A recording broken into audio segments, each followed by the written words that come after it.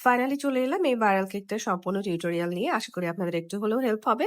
যেহেতু আমার কেকটা লাল কালার হবে, সো আমি যেটা করেছি ক্রিমটাকে লাল কালার করে পুরো কেকটাকে ফিনিশ করে নিয়েছি। অ্যান্ড অবশ্যই লাল কালার সুগার মিডিয়া আপনি নিবেন, যেটা আপনি কমফোর্টেবল আপনি সেটা দিয়ে কাজ করবেন। তো লাল কালার করে নিয়েছিলাম সেটাকেও এবং এভাবে আমি জাস্ট লম্বা, লম্বা করে বেলে নিচ্ছিলাম। আ এটা হচ্ছে পেটালস বানানোর জন্য আমি এটা করছি।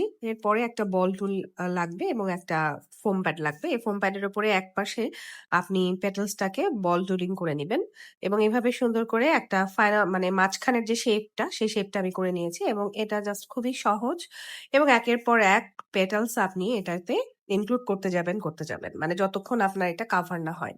তো এটা কিন্তু করতে যে অনেক বেশি সময় লাগে এমনটা না। আপনার মোটামুটি ঘন্টাখানেক হাতে থাকলেই কিন্তু আপনি এই কাজটা করে নিতে পারবেন।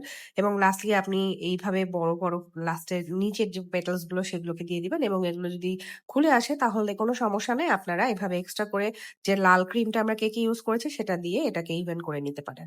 এবং ফাইনালি এই তো একটু ব্লাশ, ব্লাশ করে নিলেই কিন্তু আপনার কেকটা সম্পূর্ণ রেডি হয়ে যাবে। কেমন লাগছে জানাতে ভুলবেন না। আল্লাহ হাফেজ।